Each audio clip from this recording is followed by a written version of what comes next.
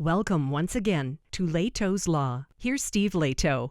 I mentioned a scam a couple weeks ago, and I said when I was growing up in Birmingham, Michigan, some kids working at a local store figured out that the local store's return policy was so lax that you'd wait until your friend was working there, and you'd walk into the store, just pick up something, walk back, I'd like to return this.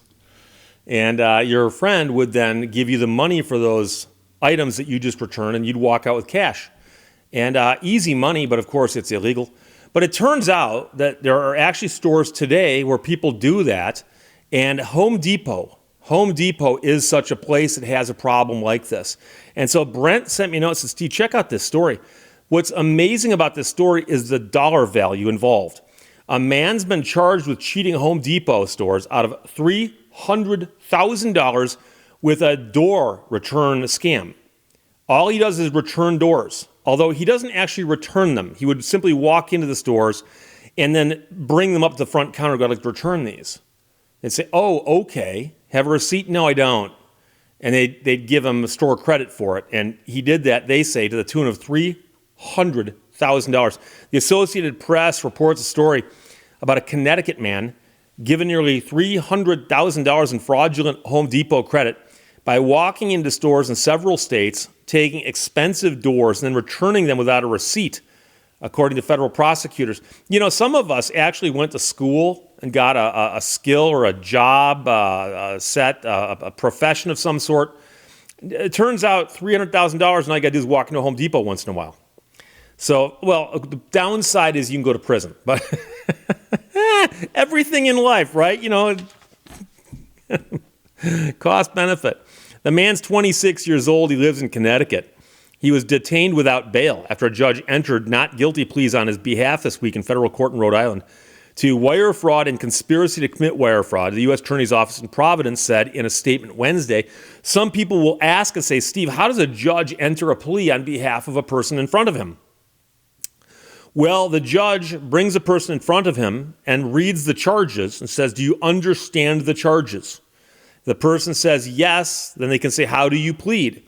The person can, if they want to, they can stand mute. They can simply stand there and not say anything. And so because they're presumed to be not guilty, then the judge entering a not guilty plea is literally just kind of like, calling it like it is. Obviously, he can't enter a guilty plea on their behalf, but entering a not guilty plea does not change anything. So don't let that snag you on this story. An email seeking comment was left with the man's attorney, but the Associated Press had not gotten a response back. The man is said to have dressed so he looked like a contractor, and he entered the stores empty-handed, prosecutors allege in court documents. He would then load a door or several doors worth hundreds of dollars each onto a lumber cart, take them to the service department, and return them without a receipt. And now, if you've been to Home Depot before, one of the problems they have is there's several ways to enter the building. They often have an obvious entrance and exit at the front, but they've often got a garden center at one end, maybe at the other end, and there's always these different ways you can come into the building. And so the service department might be at this end. You might be able to walk in down over here, and you just grab these carts that are laying around, start loading stuff up on them, and instead of taking it to the front counter, you just push it across and bring it to service and pretend like, oh, I accidentally brought it in down there. Now, there are cameras everywhere. Once they figure this out, they'll pull the camera footage and they'll get you. But until they do that, if you walk in, do this and disappear, well, they might not catch you right away. He was then given a store credit in the form of cards that he later redeemed at other stores, according to prosecutors. If the return was denied, he would take the doors without paying them and then return them at another store. So this guy would actually stick to his guns. So he walks in, loads the cart up, takes the service and goes, I want to return these doors. They go, do you have a receipt? No, I don't.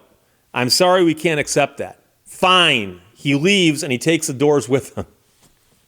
Home Depot stores in Rhode Island, Connecticut, Massachusetts, Maine, Maryland, Pennsylvania, New York, and New Jersey were all involved, according to the allegations. The man was given about 370 fraudulent store credits between June of 21 and February of 22. So this is actually a pretty short time here. but 370 different store credits adding up to $300,000.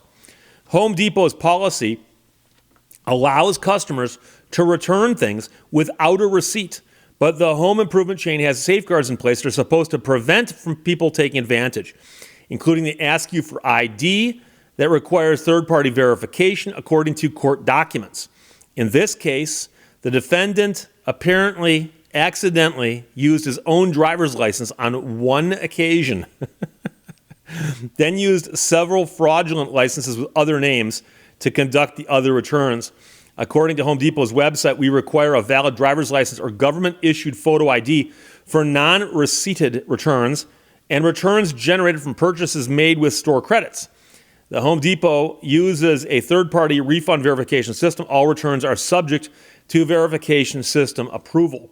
A voicemail and an email seeking comment were left with Home Depot, who had not responded either. I can tell you that along with Home Depot, Menards has the same policy, and it's remarkably lax. And I'm sure that they've crunched the numbers on this. Some MBA someplace has done the math and said, to institute a higher level of checks would cost us this much, and it would actually cost us this much in customer goodwill. Crunch the numbers, do the algebra, whatever you want to call it. We're going to wind up actually making more money doing it this way. And yeah, once in a while we got somebody who abuses the system to the tune of $300,000, but what are you going to do? And so I bought some light fixtures, which is actually a funny story. I went into a Menards, quite a distance from my house. I was driving cross country and I saw Menards, and I thought, hey, I need a light fixture. One of those things, I thought, it's right there. I'll just go in and get my light fixture. So I go into the Menards, I get the light fixture, and I'm going through the line. And Menards is one of those odd ones where the cashier is kind of standing on the same side of the register with you. It's weird. And as I walk towards her, she's staring at me. And she's doing like one of these. And so I get up there and I go, I'd like to buy this light fixture. And she goes, "You're Steve Lehto." Shh, yes, I am. And she goes, "Oh my gosh, I watch you all the time on YouTube." I said, "Well, thank you very much. I'm glad." She goes, "Oh my, I watch too much YouTube." I said, No, you watch just enough. Just keep watching." But so talked to her for a few minutes, bought my light fixture, and then I went home. And I didn't try to install the light fixture for a little while. And finally, I went to install it. So I open up the box, and it's broken. Now, I didn't break it, and the box was sealed, so it must have gotten broken in shipping, right? That's all, And so the weird part is I couldn't find the receipt to save my life. I could not find the receipt, and I'm not driving all the way back to that store because it's nowhere near where I live. So I actually went to my local Menards, and I walk up the service counter, and I go, "It's kind of a problem." I go, "I bought this light fixture. It's broken. I don't have the receipt. I just want another light fixture." And the woman goes, "Oh, not a problem. Just go grab one, come over here and wave, you'll be good." Oh, okay. So I knew what the model number was and all that, and I walk over, I find one, I come walking back. She looks up, I hold it, and she goes, like that.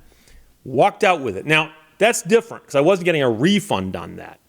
But who knows? I could have bought that light fixture off of Amazon. I don't know.